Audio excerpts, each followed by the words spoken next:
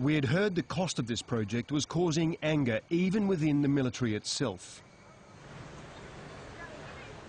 One army insider found by DVB agreed to cross this part of the border out of Myanmar to tell us why some soldiers were getting angry. He's a serving army engineer.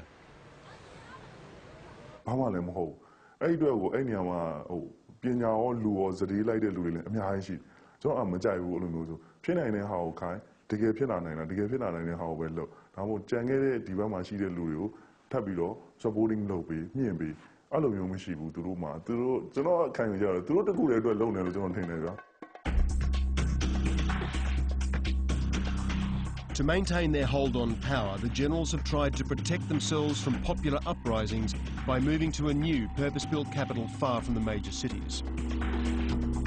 In the bunker files, Nanda found the location and plans for new homes for the military elite.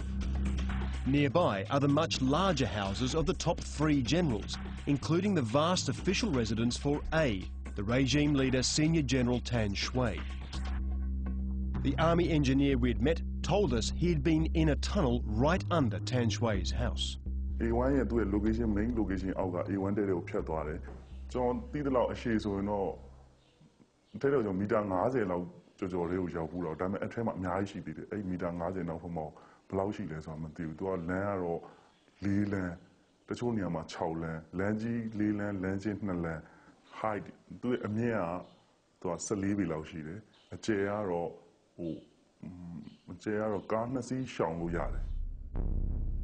Just behind General Tan Shui's home, a road leads into the mountains. In the military's files, DVB found plans for a large underground command centre off this road. Coordinates on the plans locate the tunnel entrances dug into these mountains. Clear images of this area are not available, so DVB bought this infrared satellite image of the site. It reveals construction and what appears to be tunnel entrances in the exact location indicated on the plans. The project name is PP216 by the year. The plans for PP216 reveal it is a vast underground tunnel system. If you are going, you can see explosion-proof door here. Explosion-proof door, yeah. And the plans showed the entrances had a series of defences against atomic, biological and chemical attack. So, again, explosion-proof door, ammunition bunker and ceiling door. Based on the plans, this is what it would look like. This entrance tunnel alone is 4 metres wide and over 300 metres long. The interior space is 14,000 square metres, the size of 2 football fields, with 9 large corridors, 8 metres wide and some 250 metres long. Tunnel experts we consulted say this is an ambitious project, and we have no proof that it's yet been completed. But in the files, Nanda believes he's found evidence the regime has already started to build it. We have budget files for PP216 and purchasing order, equipment list.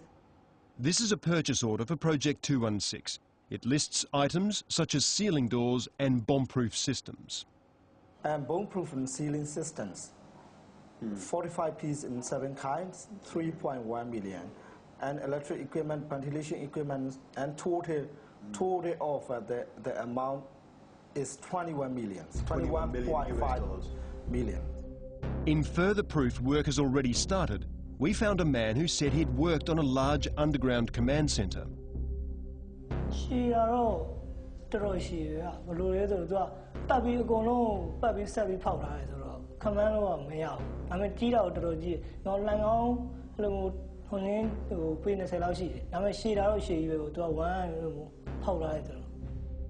He said he was a day labourer on the project, and we asked him to draw what he'd worked on. He first located the project exactly where the plans say it should be.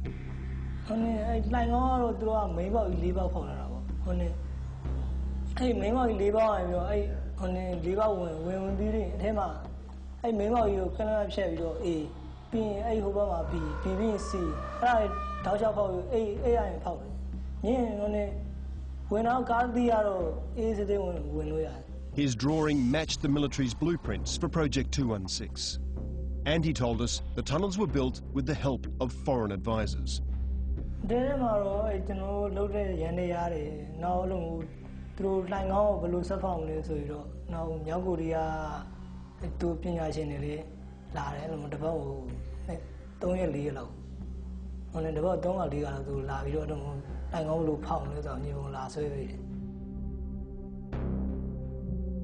These pictures were found in the regime's tunnel files. A defector known to DVB who was there said these were North Korean tunnel experts teaching Myanmar army officers tunnel engineering.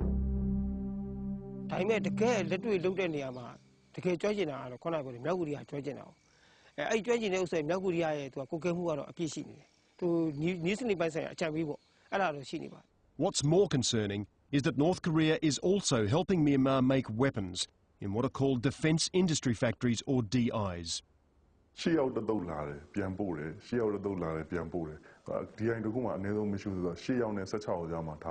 Project Proof the regime is seeking North Korean weapons came in these leaked photographs.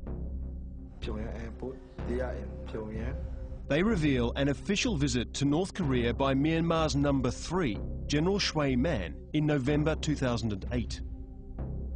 They had a series of high-level military meetings, and they visited a military factory making Scud missiles. They really admire to copy North Korean models, and they want to produce some missile like a surface-to-surface missile. This is the Myanmar Army's internal report on the visit. It declares Myanmar's interest in making Scud missiles with a range of up to 3,000 kilometres. If ever achieved, that means a future Myanmar Scud could reach well beyond its borders. They asking North Korea to support, to help, to improve their system. Their missile system. Their missile system. As Myanmar escalates its military capacity, it's also cracking down hard on the control of secret information. On January 7th this year, the regime sentenced one of its foreign ministry officials and a retired military officer to death for leaking these pictures.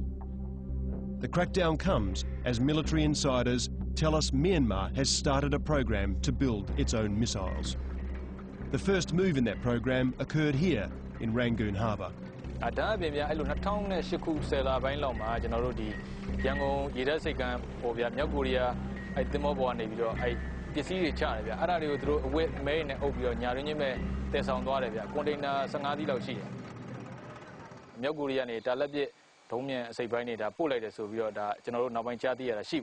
The United States is becoming increasingly suspicious of this link and threatens to stop North Korean weapons shipments to Myanmar. This uncertainty of supply fuels the regime's interest in establishing its own weapons program.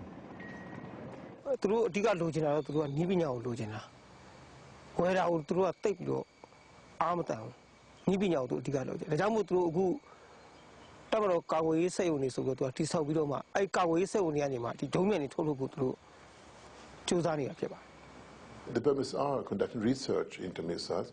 To the best of my knowledge, they have not been able to produce a missile, not yet.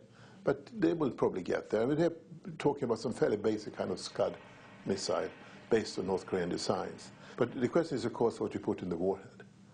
You can put in explosives, not TNT. You can put chemical or biological agents, or even a nuclear device. Maybe not on a small Scud, but if you develop the technology even further, we're talking about weapons of mass destruction. Back at DVB headquarters, one of the editors, Mo A, started receiving photographs of a military-run factory inside Myanmar. The photographs showed the factory being stocked with large machines. The files came from Major Sai Tain Win, who identified himself as the site's second-in-command. He told Mo A the machines were being used as part of a program to try to build missiles and, more importantly, to build parts for machines to enrich uranium. According to the officer from the Myanmar factory, it is intended to produce like some parts for the uranium enrichment. Uranium enrichment? Yeah, and then parts for the missiles. This was highly classified material. But with the next photographs, Sai sent a message. His superiors had started to suspect he was leaking material and he had to get out of the country fast.